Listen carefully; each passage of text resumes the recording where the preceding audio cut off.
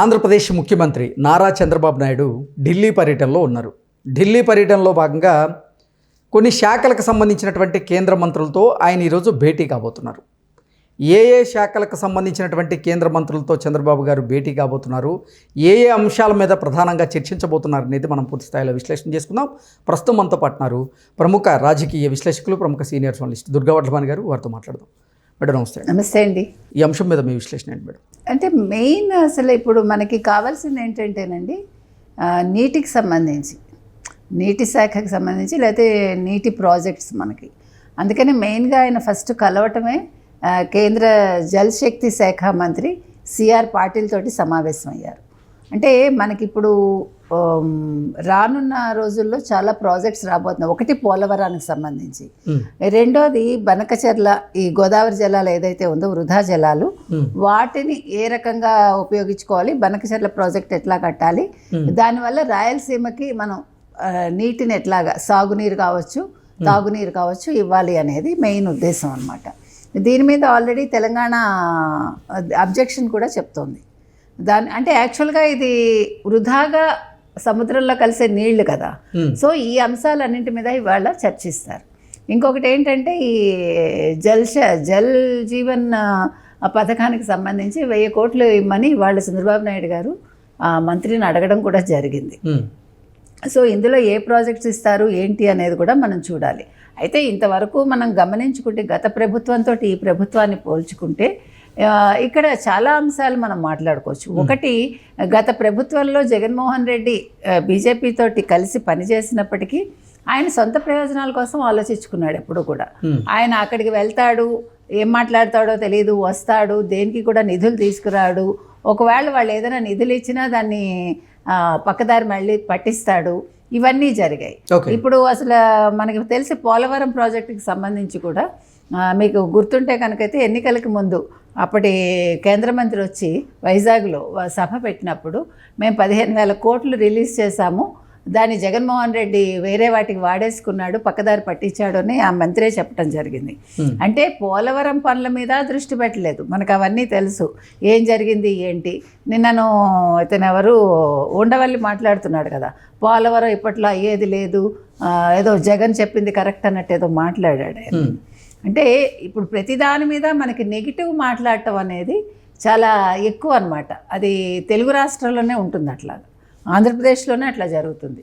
ఎందుకంటే మీకు ప్రతిపక్షాలు అనేవి ఎలా ఉంటాయంటే, రాష్ట్రానికి ఒక మంచి జరుగుతోంది అంటే జరగకుండా ఆపడానికి రెడీగా ఉంటారు. అది మన రాష్ట్రం, మన ప్రజలు అనే ఆలోచన ఏ రకంగానూ ఉండదు. అంటే నాకు మీరు నచ్చారనుకోండి, మీ వైపు నుంచి నేను మాట్లాడతాను తప్ప ప్రజల వైపు నుంచి నేను ఎప్పుడు మాట్లాడను. అది జరుగుతోంది ఇప్పుడు. అందుకని నిన్న ఉండవల్లి మాట్లాడడం. ఇప్పుడు ప్రాజెక్ట్ అవుతుందా లేదా తర్వాత విషయం. ముందు మనకి ఒక నిధులు విడుదల అయితే ఎంతవరకు పూర్తవుతుంది అనే దాని మీద ఒక అవగాహన తెచ్చుకుంటారు కదా. ఇప్పుడు జరుగుతున్న దాని మీద మీరు ఆపడం కోసం ఇది జరగదు అని చెప్తే వచ్చే నిధులు కూడా ఆగిపోతాయి కదా.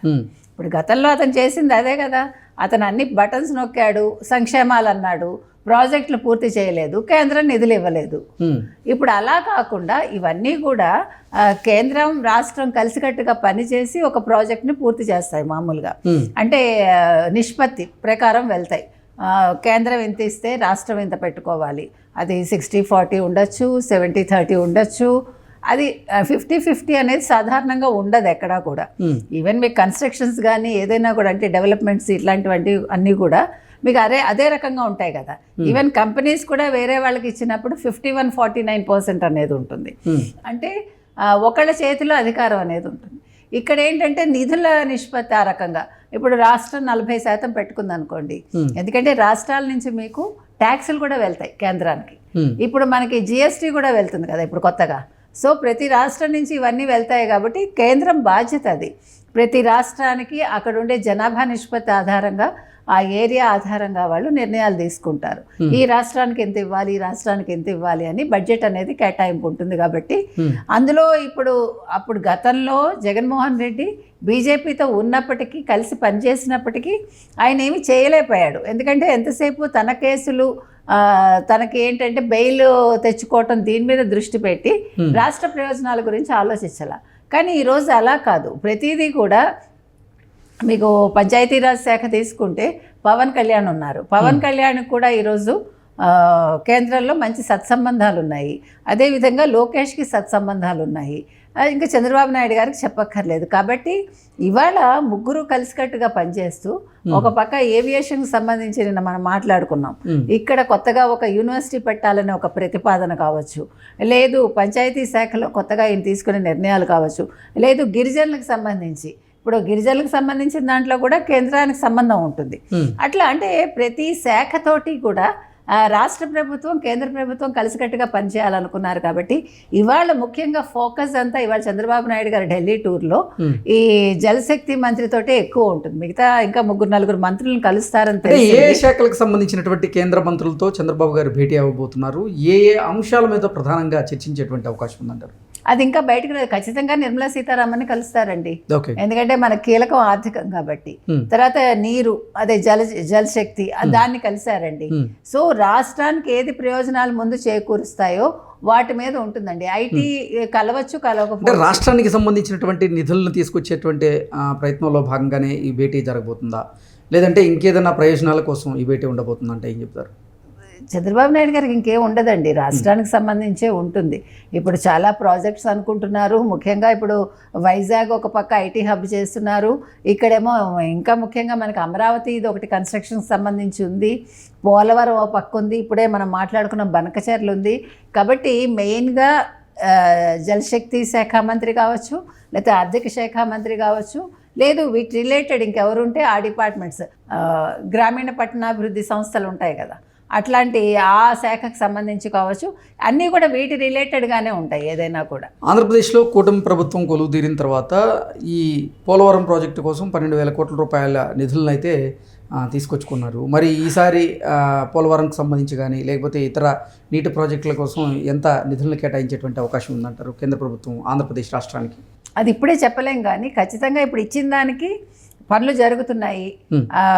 అతను ఎవరు, మన రాష్ట్ర మంత్రి నిమ్మల రామానాయుడు దాని మీద చాలా తీవ్రంగా కృషి చేస్తున్నారు. కాబట్టి ఇప్పుడు వాటి మీద ఒక అవగాహన వచ్చాక, కొంత పని అయ్యాక వాళ్ళు ఎంత ఖర్చు పెట్టారు ఏంటి బడ్జెట్ కనుక కేంద్రానికి సమర్పిస్తే నెక్స్ట్ నిధులు రావడం అనేది జరుగుతుంది. కాబట్టి ఇవన్నీ కూడా కొంచెం లాంగ్ ప్రాసెస్, వెంటనే అయ్యే పనులు కాదు. కాకపోతే ఏంటంటే మొన్న నిర్మలా సీతారామన్ గారు వచ్చి ఆ రోజు మొత్తం బ్యాంక్స్ అన్నీ అక్కడ వాళ్ళ కార్యాలయాలు పెట్టేటప్పుడు ఆ రోజు ఆవిడ క్లియర్గా ఒక మాట చెప్పారు. మోదీ గారు ఆంధ్రప్రదేశ్ మీద దృష్టి పెట్టారు.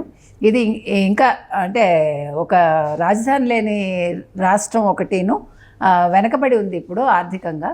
కాబట్టి మనం ప్రతిదీ కూడా వాళ్ళకి చేయూతను అందించాలి అని చెప్పారు. కాబట్టి ఆ రోజు ఆవిడ చెప్పడం జరిగింది. అందువల్ల ఈరోజు అన్ని రకాలుగా కూడా ఆంధ్రప్రదేశ్ మీద ఎక్కువ ఫోకస్ పెడుతున్నారండి వీళ్ళందరూ. సో దానికి అనుగుణంగా ఇవాళ ఏ మంత్రిని కలవాలి, మనకి ఏ రకంగా నిధులు వస్తాయి అనే దాని మీద ఖచ్చితంగా చంద్రబాబు నాయుడు గారు దృష్టి పెడతారు. ఓకే అండి, థ్యాంక్ యూ సో మచ్.